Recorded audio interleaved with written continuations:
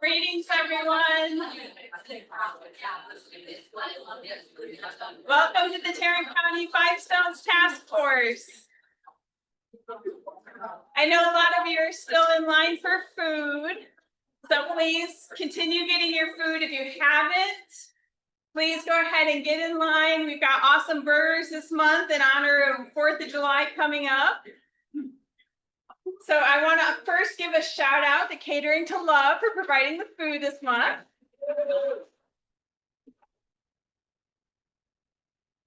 And I want to point out, so we do accept donations towards food. That does allow us to continue providing lunch for these meetings, but please do not consider that a barrier. We want to provide food for you guys. That is part of our mission here. So please, if you are hungry and you have come for a lunch meeting, please get in line for food, whether or not you can provide a donation. That is our gift to you.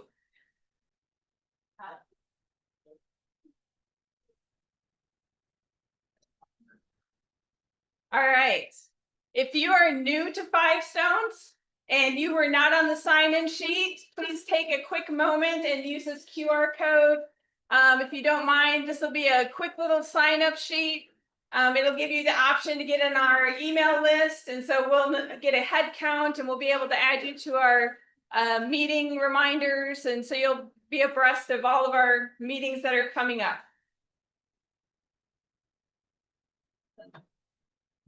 Next, I want to introduce you to our Spotlight Agency. This month it's A21, and I'll have them come up and introduce themselves and tell you a little bit about their mission.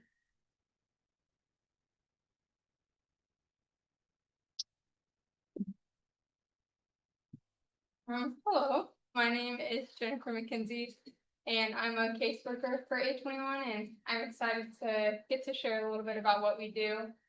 So A21 is a global counter-trafficking nonprofit, and our co-founders, Nick and Chris, Kane founded us in 2008 in Thessaloniki, Greece. And since then, we have just continued to spread across the globe, and we have operations here in DFW and also North Carolina. Here in DFW, we do have availability on our caseload. We also have a table back there, and I would love to get to talk to you guys more about that. I brought some of our prevention and awareness material, and yeah, thank you.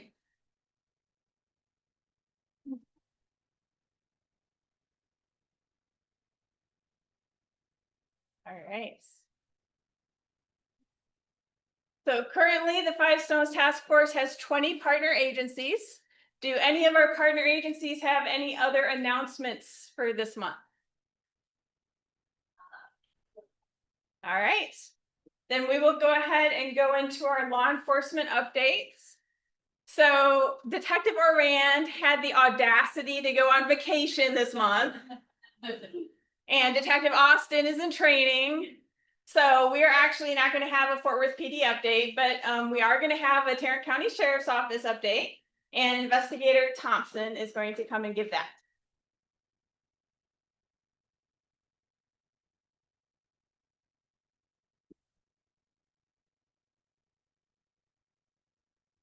Good afternoon. This month, the Tarrant County Sheriff's Office is actively working 2 open human trafficking cases. One initiated from a tip line and the other taken over from a partnering police agency. Last week, we conducted a 2-day operation targeting online solicitation of minors and solicitation of prostitution under 18, both second-degree felonies.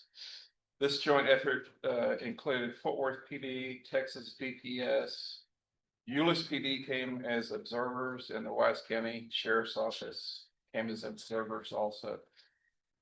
The operation resulted in 4 arrests with a total of 6 felonies and 1 misdemeanor charge. Additionally, arrest warrants will be issued for 2 individuals who engaged online but failed to appear. And I think Fort Worth PD is running down those warrants.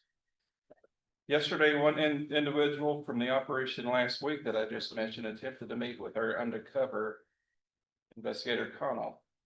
believing they were arranging a meeting with a 16-year-old. He was apprehended by our uniformed warrant deputies and now faces charges including online solicitation of a minor, solicitation of prostitution under 18, and sale, distribution, display of harmful materials to a minor.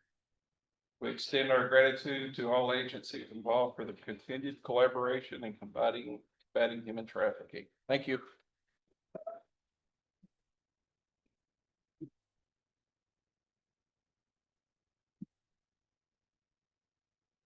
All right. I'm excited to introduce our main speaker today.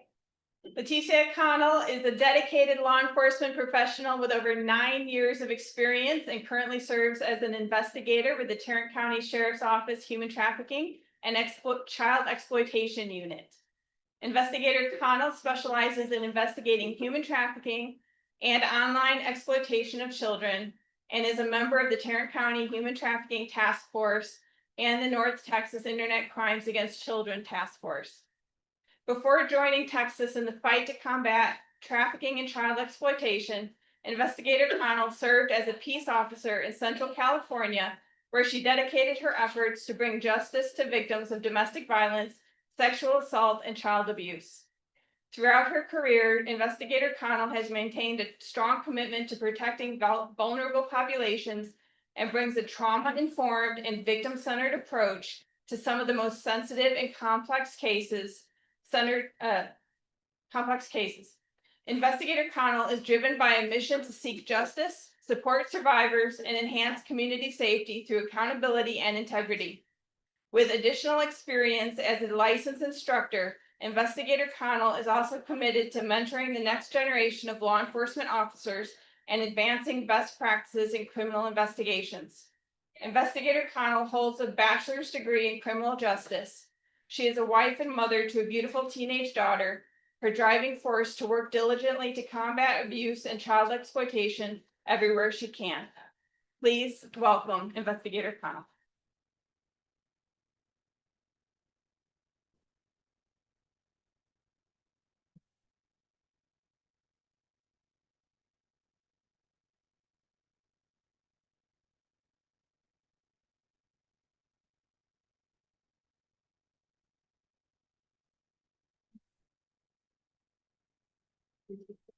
Okay.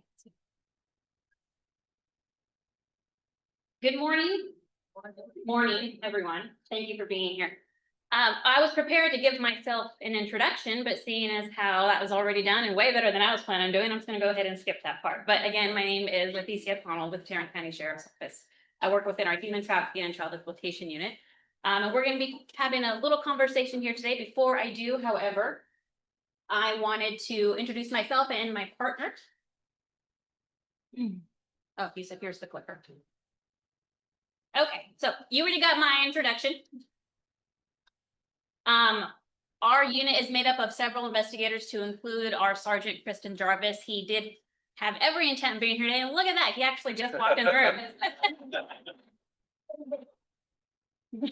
Before he sits down, I'm gonna ask him to come up and introduce himself.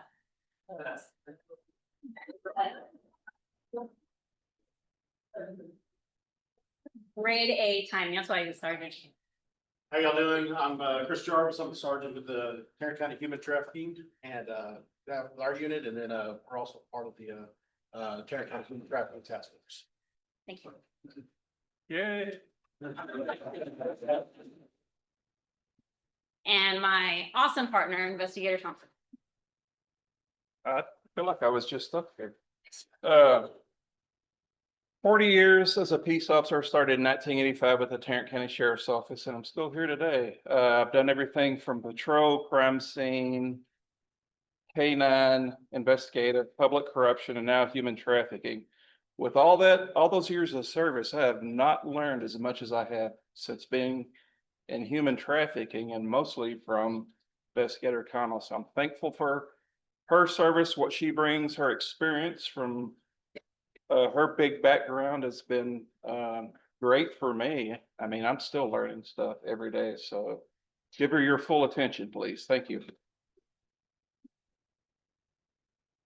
Okay, so first and foremost, thank you again for being here. I really do appreciate having you all here while we talk about this very important issue.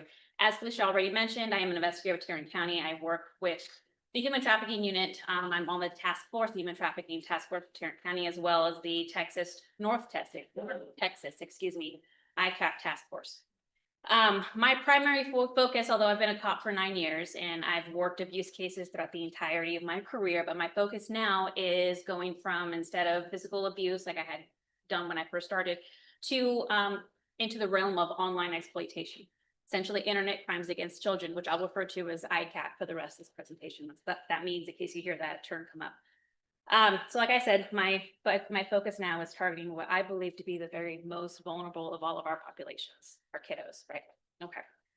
So over the last decade, one of the things I've noticed is how this rapidly, and I mean rapidly evolving technology has transformed not only our lives, made it more convenient, but it's also completely transformed how predators operate and how we as law enforcement and the community must respond to that new threat. The internet is a new hunting ground now. And it's one that requires vigilance, it requires collaboration and our education in order to navigate it safely.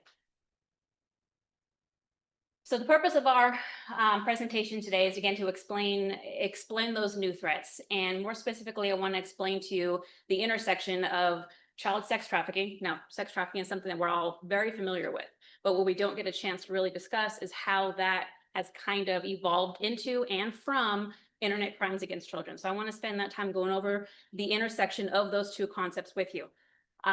We'll be discussing how traffickers and predators alike are using various platforms and other technology to groom, recruit, advertise, and abuse kids. And then we'll also discuss how we, as a multidisciplinary team, can help combat that. So let's move on. Our agenda. The first thing we're going to discuss is in this presentation is, again, we're going to examine the critical intersection between those two concepts, child sex trafficking and internet facilitated crimes against children. While those crimes may appear distinct on the surface, the truth is they are incredibly and increasingly intertwined, sharing common methods of exploitation, grooming, recruiting, networks, so on and so forth. So we'll start off with an overview of both what sex trafficking is, what ICAC is, and again, how they intersect. Then we're going to move on to the, I forgot the word that I was going to use for this. Well, how groups of predators and groomers and how they recruit children and exploit them online. We're going to talk specifically about the group 764, which I'm sure some of you, at least some of you, have heard of. We're also going to explore how traffickers and predators use those online platforms to groom, as I mentioned, recruit and advertise. We're going to discuss the role of these groups and others and what we can do individually and collectively to help combat these issues and protect our kids online.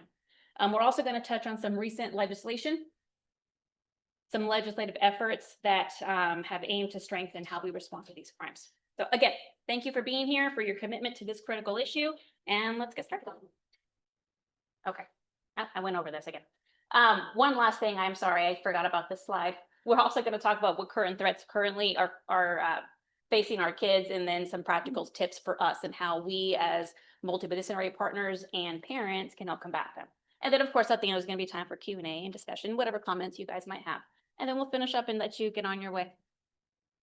Okay, so first and foremost, let's talk about the intersection of internet crimes against children and child sex trafficking. So we as professionals, we're on the front lines protecting our kids. And we're all aware that child sex trafficking and internet crimes are serious threats, but we sometimes overlook just how deeply the crimes intersect and how the overlap is evolving and getting more intense in this digital age. So what used to happen, what we think was back alleys, closed doors behind hotel rooms, are now happening in chat rooms, gaming apps, social media forums. Social media feeds. Traffickers no longer need to be physically near a child to exploit them. With just a few clicks, they can groom, recruit, advertise, exploit kids even from miles away, sometimes from the next continent over. And unfortunately, it's become increasingly easier for them to conceal their identity doing so. So, as I mentioned in this presentation, we're going to examine the connection between sex trafficking and ICAC and how one feeds into the other and how their methods overlap. Okay, so I want to start off with just a quick refresh on what these definitions are. Now, I understand my audience and I know that no one here is unfamiliar with trafficking, but in the event that we have some folks online or anyone else who just needs a refresher, I just want to go over those definitions with you really quickly. So as you may all well know, trafficking, child sex trafficking is recruiting, harboring, transporting, obtaining, advertising a minor for the purpose of a commercial sex act. Now, again, I'm aware of who my audience is, but just to go over it one more time, I'll explain. Child sex trafficking is completed when a child is induced to engage in a sex act in exchange for something of value, whether that be money, food, shelter, drugs, protection. Point being, the value doesn't need to be something monetary. And the trafficker doesn't even have to be the one directly exploiting the child. Anyone facilitating or benefiting from or even arranging the exchange is guilty of those charges. Now, there are some variations amongst the statutes, state and federal, on statutes related to trafficking, but the one or two things that remain constant is that it's legally irrelevant for a child to consent when they're under 18, yes. And the traffickers or predators can be anyone, which means that they can often be your peers. With that said, it's not always obvious when trafficking is happening because it's hidden behind seemingly innocent relationships or voluntary online connections. So moving on, now let's talk a little bit about what ICAC or Internet Crimes Against Children encompass. They refer to any criminal offense that uses the internet or digital communications, platforms, electronic device to exploit, abuse, or endanger kids. Crimes commonly will involve production, possession, distribution of CSAM, child sex abuse material, online enticement of minors, sextortion, or even live streaming of child sexual exploitation. There's a few others on this slide that you may be familiar with: cyber stalking, harassment, cyber flashing, hacking, those kinds of things. So any sort of crimes where the victim is a child and is typically used via the internet, or facilitated rather via the internet. Okay, now I'll explain to you a little bit about the intersection between the two. Now, it's important to realize, I think, that the average age of a victim and entering into child sex trafficking realm is right around 13. That's what the data is telling us, which is not coincidentally also the age at what point kids start to either get into using social media or mature in their use of social media if they start a little bit earlier. At that point, they're already having access to cell phones, gaming apps. Sometimes their entire educational platform is based around these classroom applications, although innocently.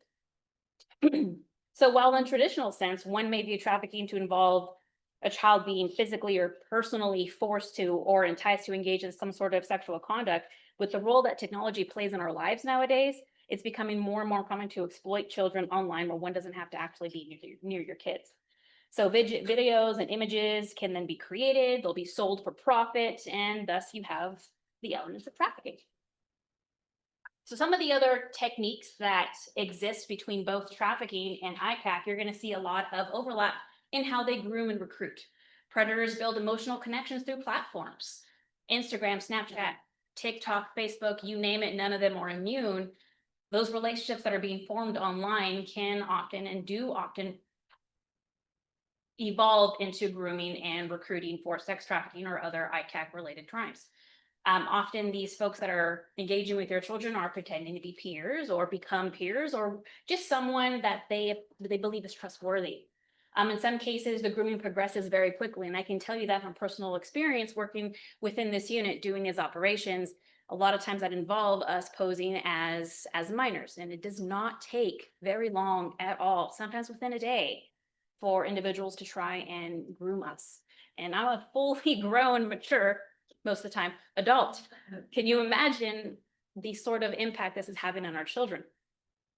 Sextortion and coercion. Offenders may convince or coerce these youth as they're engaging with them to send, create, and then send explicit images. Those images are then used for blackmail. In some cases, traffickers themselves will sell or trade these images across the internet or other networks. Thus, now we have sharing CSAM. These online ads, say a child is eventually groomed into child sex trafficking, these child is then posted on online ads which escorts use to recruit buyers, so to speak. So an escort and classified ads, which are typically created for adults, as well as other encrypted apps or even just mainstream platforms like social media apps like Facebook, Instagram, and whatnot. Those can also be used to advertise victims, which are more increasingly minors.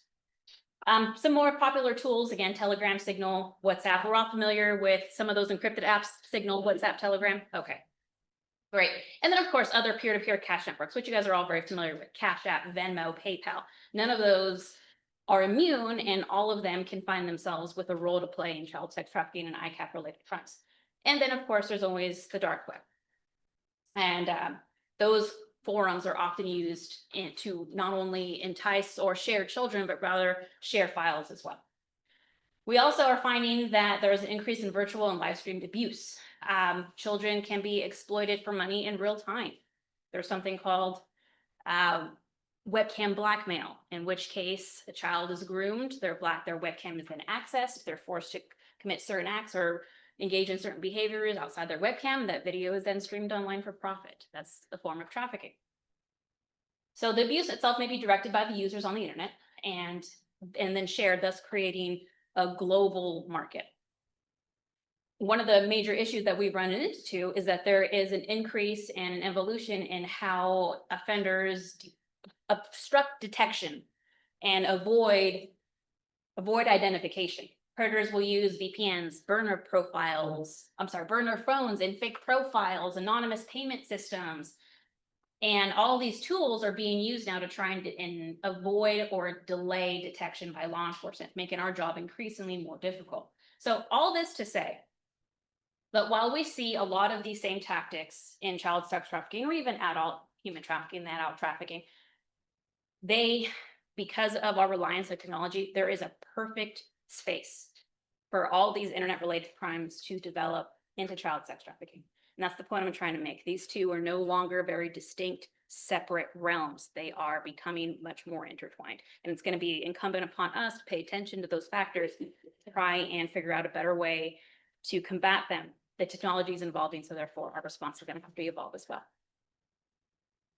So let me move on into how these cases even come to light. So reports can come to law enforcement agencies directly through calls for service or anonymous tip line, which just happen quite frequently. But one of the best tools that we have for generating these reports or gathering these reports is the cyber tip line through the National Center for Missing and Exploited Children.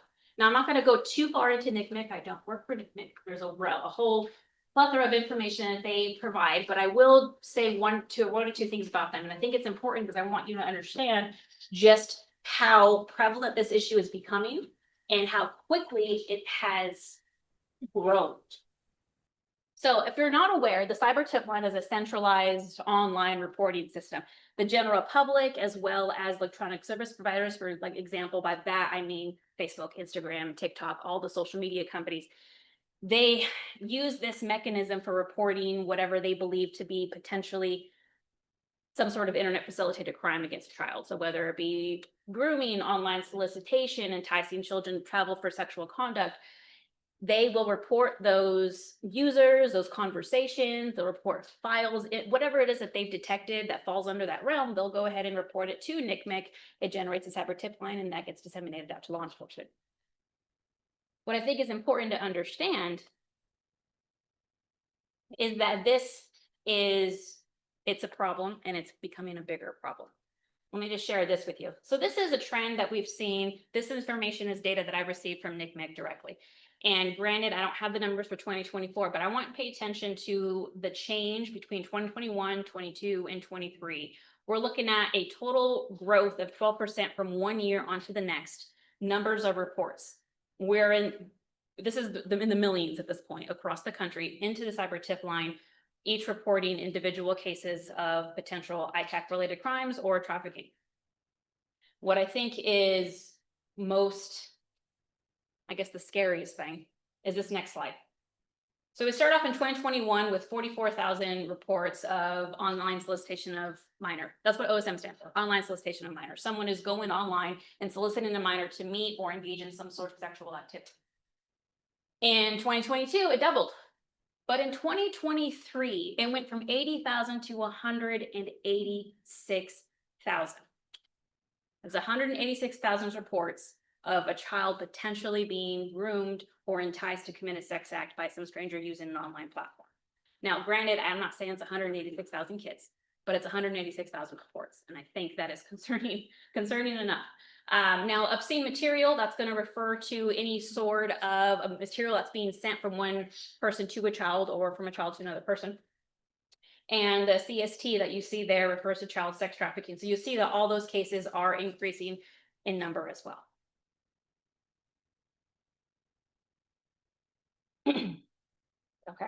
Again, these two slides were, the data was gathered from NCMEC directly. I would strongly suggest that you take a moment if you can and visit NCMEC to look at the other information they have available to you. It's definitely eye-opening. But I want to move forward a little bit. I want to harp on this too long because I know that I promised you we would talk a little bit about these global networks. So I'm going to transition into 764.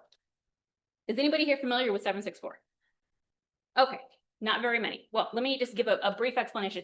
764 is an online network of what's now being referred to as violent extremists.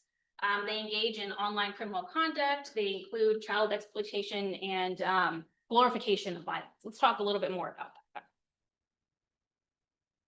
So 764, now that's just one group, but they are designed to recruit minors and then blackmail them into actually committing egregious acts for thrill or for monetary gain. The fact that a lot of time these members do this for thrill is why we call them nihilist violent extremist groups.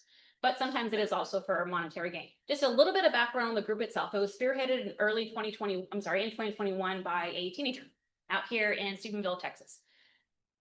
And that teenager, his name was Bradley Cadenhead.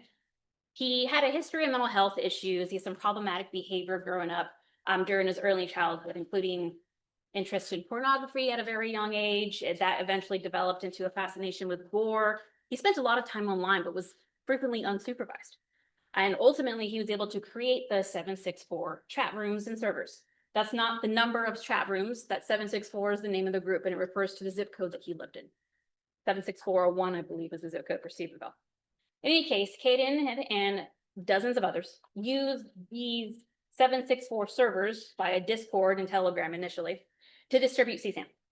They would do so by seeking out vulnerable kids, using various handles. Cadenhead specifically moderated those servers and eventually oversaw the receipt of hundreds of videos and photographs of extreme violence, animal torture, CSAM, and even, believe it or not, some how-to guides on how to create these forums and guides on how to sexually exploit and extort other minors. Now, the server repeatedly evaded bans from Discord and the other platforms that they were on. And they're notorious for recruiting and blackmailing kids into posting these egregious acts, such as harming themselves, harming others, committing animal cruelty, and of course, generating and sharing CSAM. Now, eventually, Cadenhead was arrested, thankfully. However, by the time that he was arrested, and despite his arrest, the group continued to grow. And now it has a worldwide presence. We are seeing this group and evidence of this group acting in other countries among other continents. You'll see here US, Britain, Germany, Romania, Brazil, amongst many others. So let's talk a little bit about how it is they do these things. So members recruit other victims by perusing online places where people are vulnerable, such as online support groups or different forums. They attempt to build a friendship, a mentorship with the victim, pretend to be a romantic partner or building a friendship, all the while identifying the emotional, financial, or intrinsic needs of the victims. And I'll just ask you, for those of us in the room that are familiar with trafficking, does any of this sound familiar? Yes. During those relationships that they're building, they are finding out those identified needs and then filling them. They are making false promises, providing gifts, sharing graphic videos and images in order to desensitize victims to that type of media, those type of imagery. Once they've built that rapport and that relationship with these victims, well, then they can start making the requests or demands rather for certain actions, as I mentioned before, such as animal cruelty, self-harm, harming other people, generating or creating or disseminating CSAM. And all of this is for the purpose of either A, thrill seeking, or possibly for monetary gain. Over time, the members will often increase the violence and the gore in their requests. Victims who did provide the CSAM and self-harm videos or whatever the demand might be were rewarded with attention, with praise from the members of this group. And in turn, they were able to then coerce other individuals. Again, does this pattern seem familiar? And they would ultimately gain status within that group, and then the exploitation would just continue. Now, however, if you had a victim refuse, the victim refuse these demands, refuse to create CSAM, refuse to harm themselves or harm other people, they were often derided. They're mocked, they're threatened, and they're extorted. Some of them are even swatted. And if we're not familiar with swatting is, that's when some third party makes a call to law enforcement and claiming that there's some sort of event going on at your location in order to entice law enforcement to come and make a response that they would hope would be violent. And that has in the past resulted in injury. Or they could be doxxed. And if we're not familiar with that that's your personal information being disclosed without your consent. Now you might be wondering, what kind of personal information can you possibly disclose about a child without their consent? What harm would that do?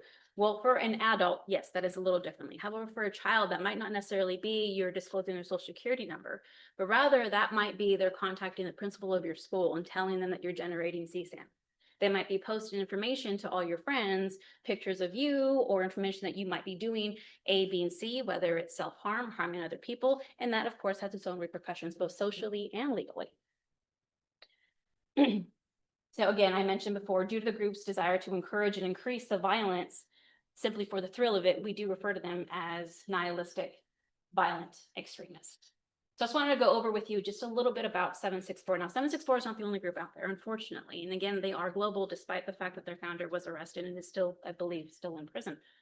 But nonetheless, these groups and others alike, they do exist.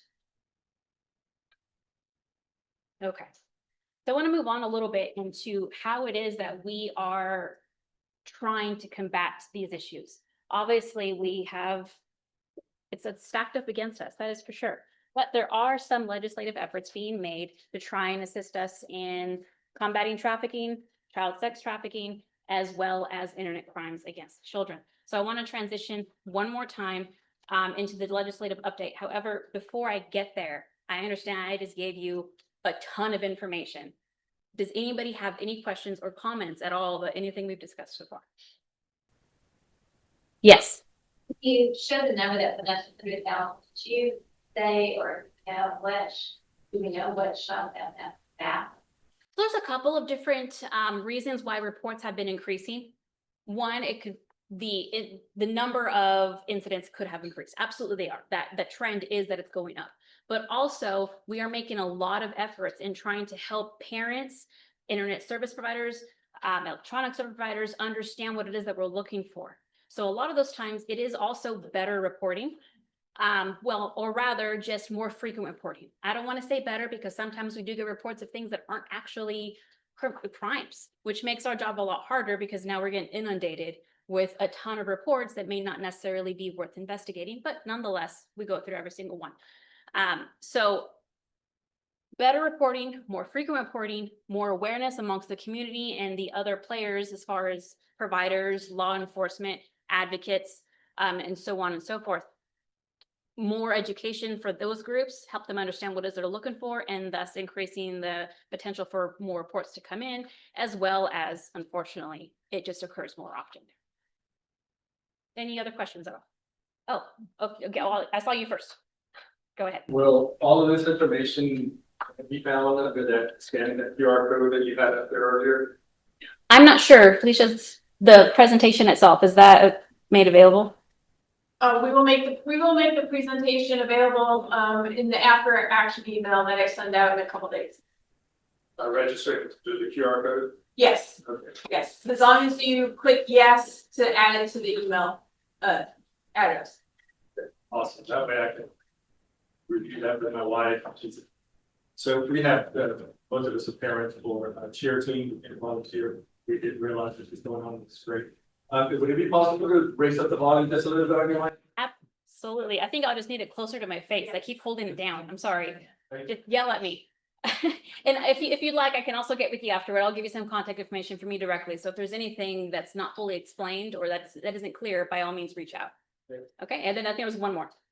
Quick question, how severe is the charge, i.e. what did, Bradley end up sentencing? So I know he was eventually charged with and sentenced for distribution of child pornography. Whether there was any underlying charge, that I'm not aware of. But at the very least, it was definitely the dissemination and production of CSAM. Okay, all right, I'm gonna move on now. Great. So going into legislative update. So I'll start off with House Bill 1778. It's a criminal justice reform bill that's focused on human trafficking, prostitution, and child exploitation. The bill essentially expands the scope of our state's human trafficking laws. It broadens the list of associated criminal offenses and increases some penalties for offenders, particularly in cases involving children and offenses committed near schools, shelters, so on and so forth. So we'll go into that just a little bit further. But it also mandates some personal service establishments like body piercing studios to conduct certain actions. Let me go over this with you. Now, this bill has been passed by both houses and signed by the governor, so it is actually set to go into effect September 1 of this year. So focusing on the human trafficking aspect of it, the legislation creates a new first-degree felony for continuous promotion of prostitution, which applies to individuals who engage in such conduct 2 or more times over the course of a 30-day period or more. Additionally, here's my notes here.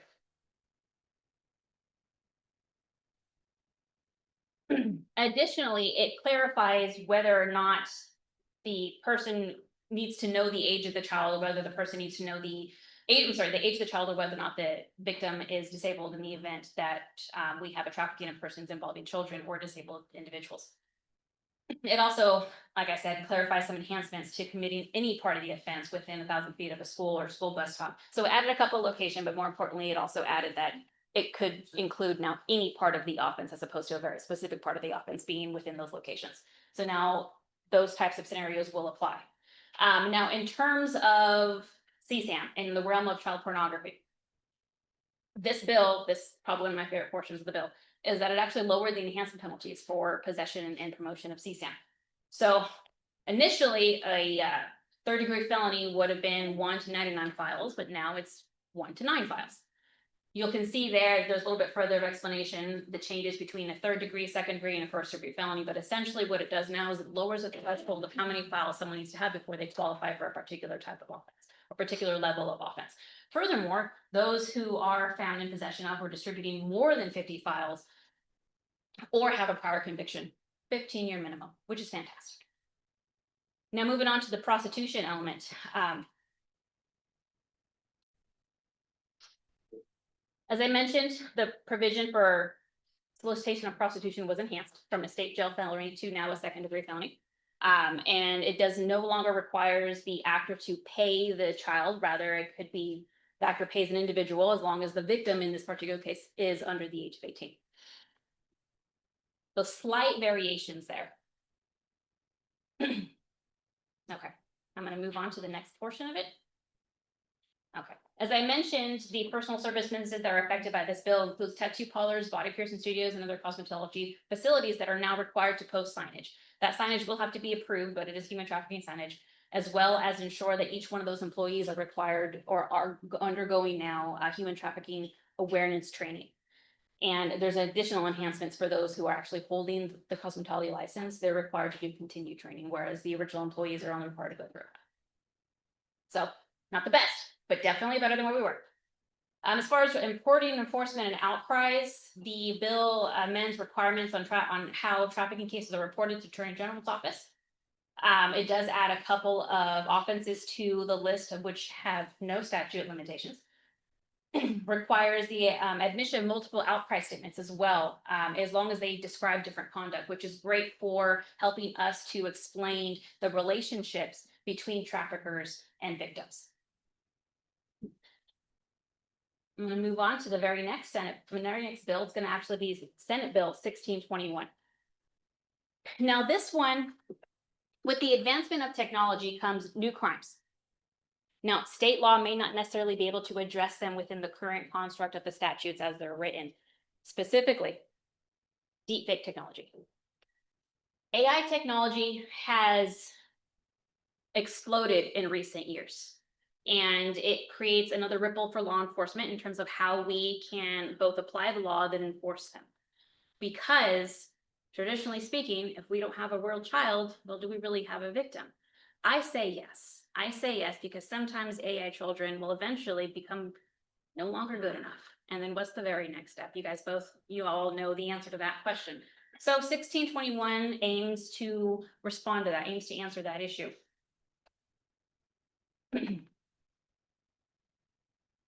So essentially, what 1621 does is it's sort of a delete and rewrite of the current child pornography statute to better take into account the advances in AI technology. So Senate Bill 1621 is not yet signed, although it is passed by both houses, but is still awaiting Governor Abbott's signature. But let me go over a little bit about what it does. So first off, it changes the legal definition, changes the legal language in the statute to read depiction of a child, as opposed to how it currently reads, where it's a child being depicted. And the reason that's so significant is because that now allows us to reinterpret that this depiction of a child, meaning that child doesn't actually have to be a real child, thus incorporating AI generated and other computer generated images or videos. And then furthermore, it also increases the penalties for offenses that are involving children that are under the 10 years of age or repeat offenders. And then again, now incorporating the AI generated images and videos. So incredibly important for us and very much needed. I really do hope it gets signed. Okay. So I want to talk a little bit more now that we've had a chance to go over the legislation. I kind of want to talk a little bit more about what threats we're actually dealing with now, what threats kids are dealing with now.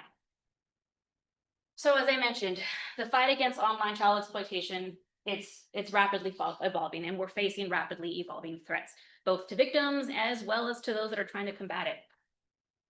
So let me give you a quick review of some of the issues we've discussed so far, and I want to kind of go over with you the issues that we as investigators are dealing with as well.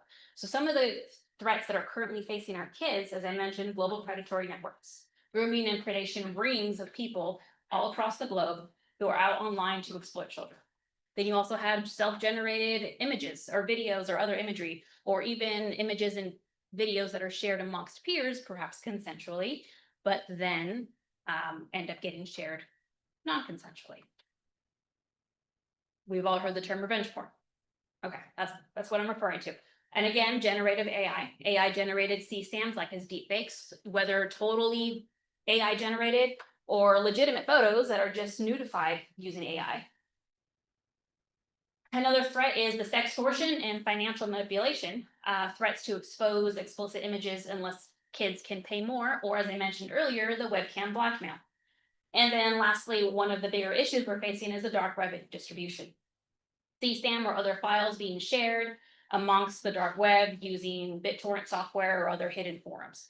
So some of the major problems that we as investigators are facing, some of the major problems that our kids are facing. However, let me go over a little bit, but some of the issues that we as investigators are facing. Now, the problems that we run into trying to combat ICAC related crimes, I mean, it spans technology, it spans legislation, it spans tactics, and even the public's perception of what it is that we're fighting. So let me break that down just a little bit more. Number one, our encryption and anonymity tools. End-to-end encryptions, app like we talked about earlier, Signal, Telegram, WhatsApp, they hinder our ability to both detect grooming and then intercept it, not to mention, of course, CSAM distribution and enticement.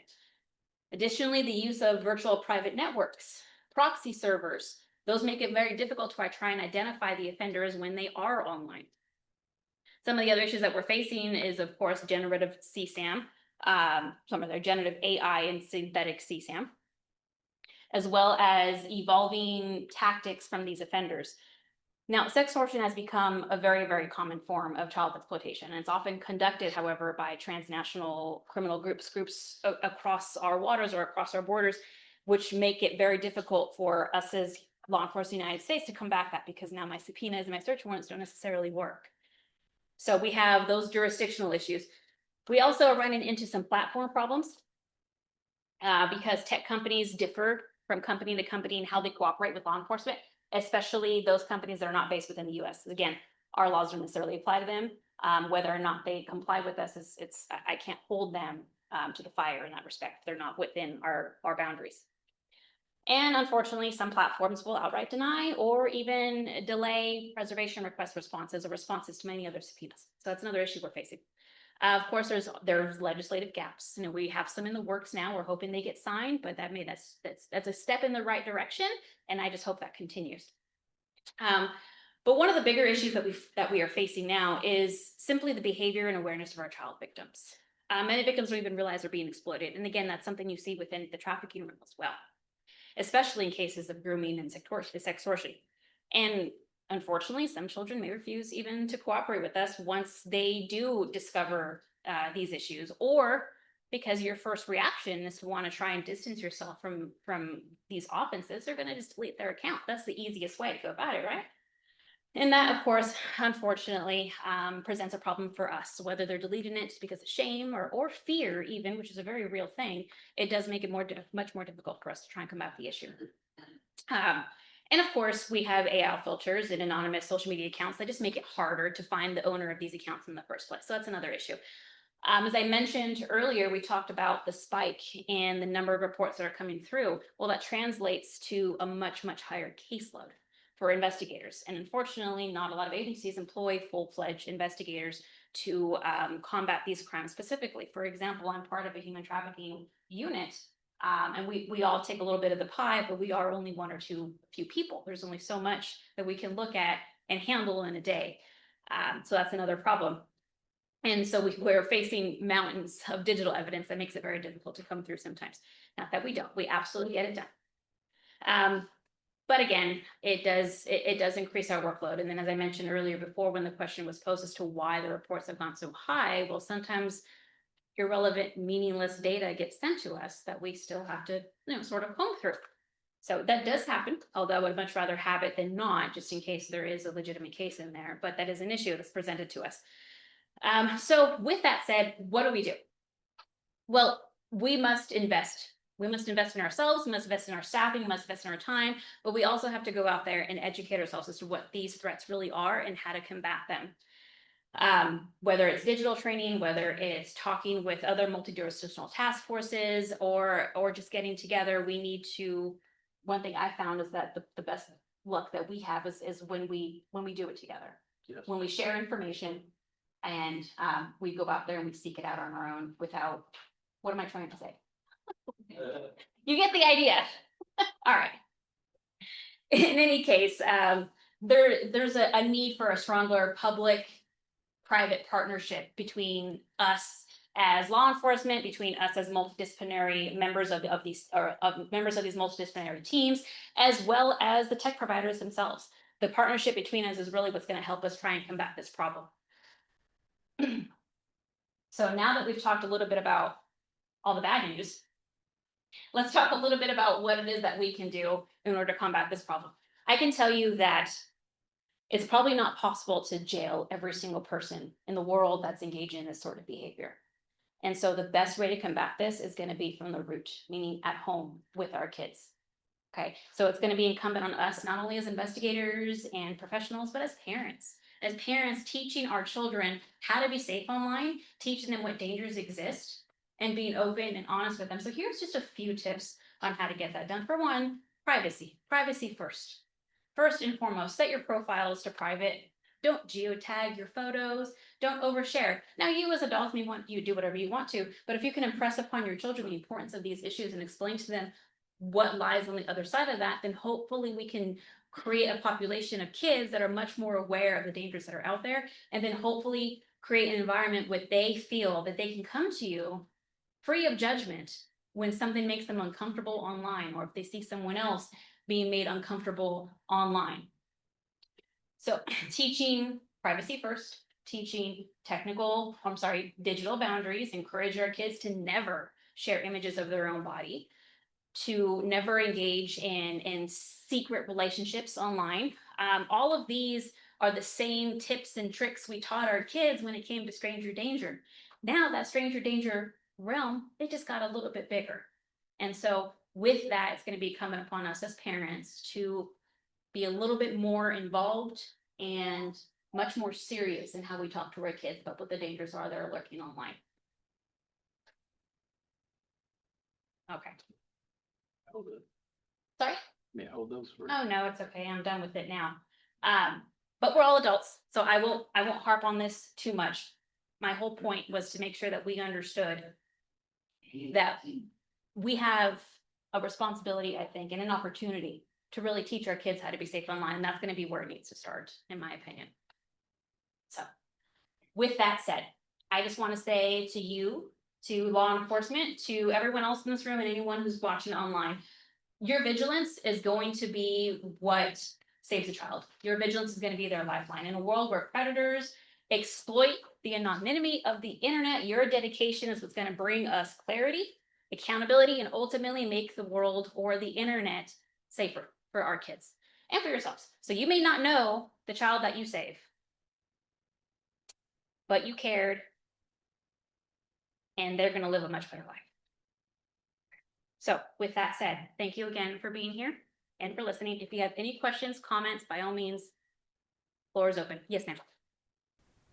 Does your department accept volunteer?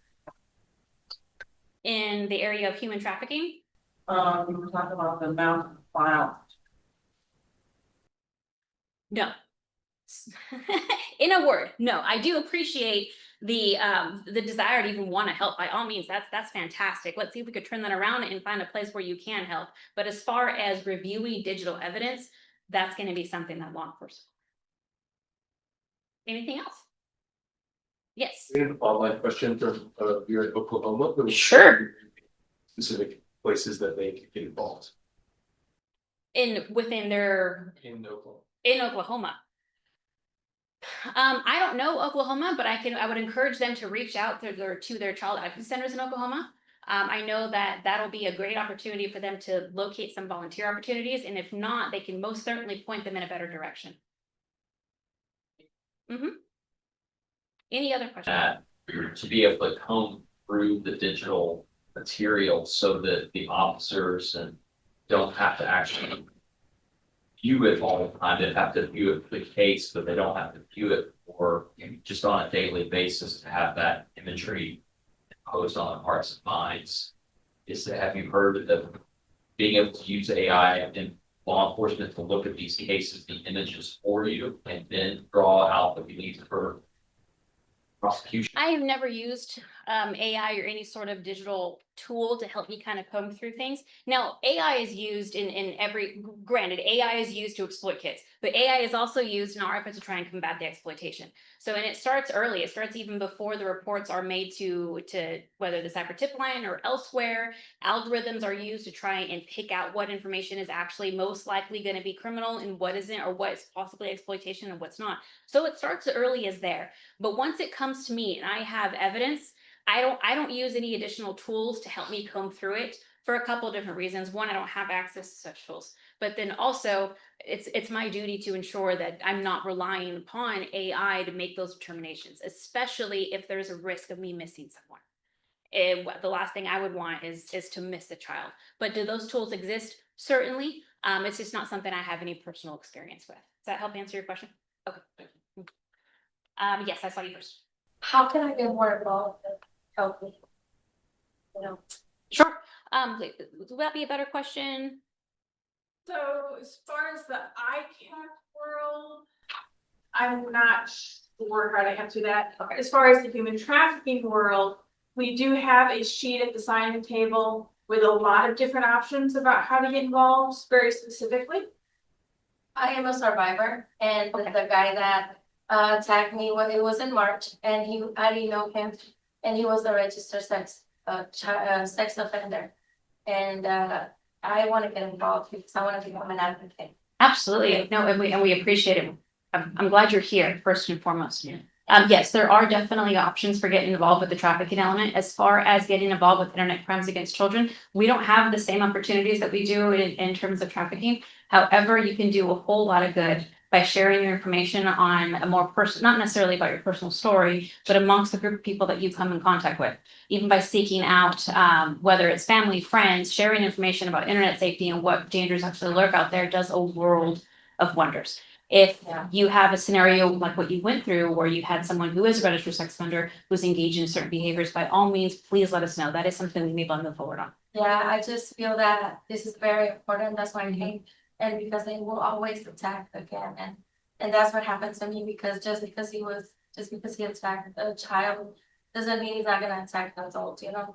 So now I'm getting more involved, because there has to be more awareness. There absolutely is, and it's a global effort. It's going to take people on the ground like you and me, and it's going to take legislators, and it takes a whole community to try and solve this problem. So I commend you for being here. I'm really glad that you're here, and I appreciate your willingness to help. And if there's someone we can help you do that, by all means.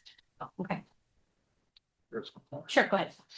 Mine may be too technical, so No, go ahead. that's fine. Of all this reports, are you ever able to marry I can't the acronym, national, yes. Totally fine. With the FinCEN SAR reports, suspicious activities with human trafficking and child exploitation, are you ever able to marry those two? I don't. Because there's two different avenues of reporting, the financial piece and then the digital piece of it here. So every time we get, I don't personally get the FinCEN, but Okay. I get the cyber tips, and I can tell you that any cyber tips that we get is. There's always a background done both on the NCMEC side and then for us as well to Okay. try and find any related individuals, whether it's usernames, email addresses, IP addresses, whatever information that we have, we're going to try and marry that to whatever else has been reported through other databases. Okay. Okay, so we do definitely try. Okay, yeah, no, just didn't know. I'm not sure, but then Tarrant, there's someone on the STAR review team, right? And Right. maybe one else. Okay. Yes, communication amongst divisions within a single jurisdiction, and then of course multi-jurisdiction. It's huge, and so we're always just trying to get better. Any other questions? Yes. I pay attention to the education side. You get a chance to go out to school like there. Or something like there, you can go to schools to share the information about. Yes, we do. We will contact individual school districts. I've done several myself where I'm speaking to kids. That is something just law enforcement as a whole, we do take those opportunities once we're able to. Yes. Sure. Can you speak briefly about the demand side and how it interacts with the convergence of human trafficking and ICANN? The demand side as far as the buyers go. Sure. Well, I can tell you that because of the reliance on technology now on both the trafficking side and the ICAC side, a lot of times the contact that we have with buyers or people who are actually seeking to solicit kids, it's all going to be online. Majority of it now is online. You're not going to see as much. I'm not going to say never. You're not going to see as much person-to-person communication. So there is a huge relationship, a very deep relationship between technology, buyers, traffickers, and predators. They're all interconnected because that's going to be the primary avenue for communicating. So whether it's children are online through their own accord through social media and buyers are out soliciting them, that's what we call, then they would in turn become the predators. Those are our offenders. Or it's children who are being trafficked and are posted for or advertised rather on various social media apps or even commercial sex ad websites. The buyers will then, using technology, will seek them out that way. And then of course, communication with a specific trafficker or with a specific victim is all done through devices primarily. Does that answer the question? Hopefully, okay. Yes, in the back. So SB 1621 hasn't been cited yet, and so how is law enforcement currently dealing with AI generated There is it's a gray area because we are kind of hamstrung with the fact that our laws have not yet met up with the advancements in technology. So that's the whole purpose behind the legislation. Right now, it's a case-by-case basis to try and develop ways to both identify and hold these offenders accountable. In the very, very back. I'm sorry? It was fine. Oh, it was signed. Yay, it was signed. That's awesome. The bill for there to be sex registration for child grooming, child grooming. Oh, fantastic. Okay, well, there you go. That's great news. SB 835. I'm not familiar with SB 835. Jarvis, are you familiar with SB 835? So it's the, for the NDAs, for whenever a victim is, especially trafficked, a lot of the times they are forced to sign NDAs. Okay. So now her dad had signed it on Saturday saying that that's not going to do case anymore. There's like a criminal case where they need to report that can be mentioned. Okay, great. So they no longer can rely on NDAs to avoid disclosure. Okay, good. I'll have to look into that more. That's been involved in Well, I can imagine. Now, granted, I don't know a whole lot about the structure of that bill or the meat and potatoes of it, but I can tell you just based off what you told me that sounds like it would do wonders for a victim's willingness to speak if they know that they are able to do so without being forced to either be silenced or fear of reprisal in some way, whether it's civil law or some other sort of retaliation for speaking. The hope is that we can help victims and witnesses or others involved feel much more secure in being able to come to us in confidence, knowing that something is going to get done. I can just imagine from a personal level, an emotional level, that's going to make tremendous strides in how we combat these issues. Yes. Sorry, y'all going to school and speak to the community. Is there any, as far as that, kind of any partnership or volunteer opportunities with that specific? Or like with organizations here that can help out doing that, speaking to the kids? You know, I'm not sure. Is there? Okay, I'll let Felicia go into that. She's gonna be the guru in that realm. So I will let her share that with you. And if you don't mind, what I will do is I'm gonna try and generate some opportunities on my own, and then I'll either give that to Felicia, or if I can get an email address, I'm more than happy to share that with you once I find the answer. Okay. All right, and then I think we're about, yeah, that's fine. I think we're way past time. I'm sorry. Okay, thank you guys again. I appreciate the listening.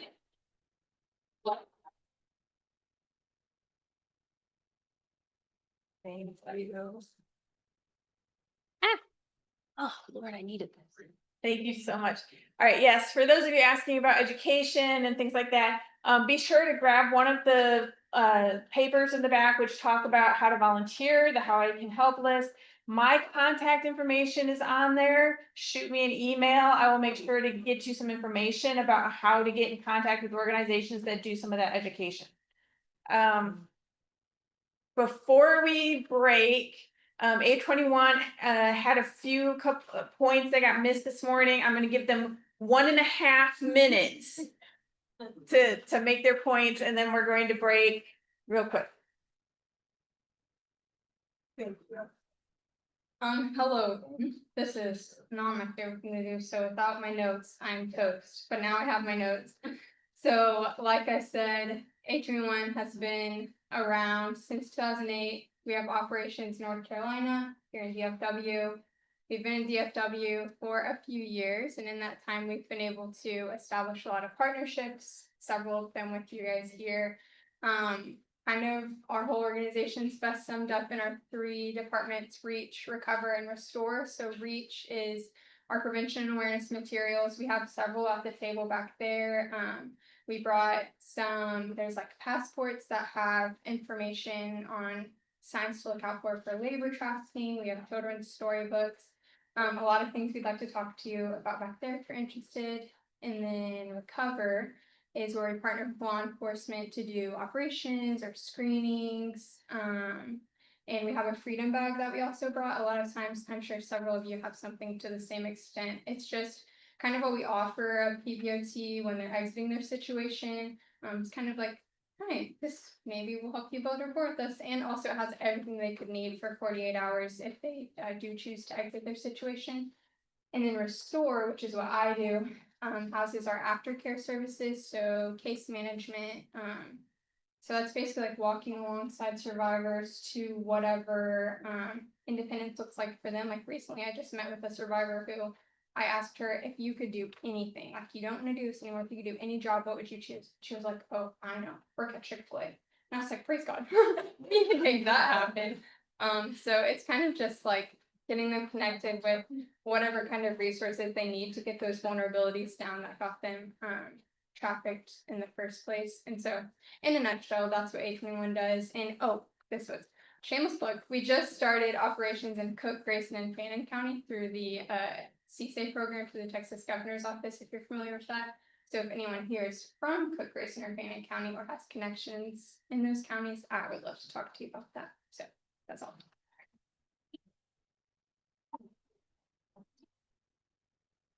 All right, and that's all we've got this month. If you guys have any extra questions that you had for Investigator Connell, feel free to email me. I will get you in contact with her.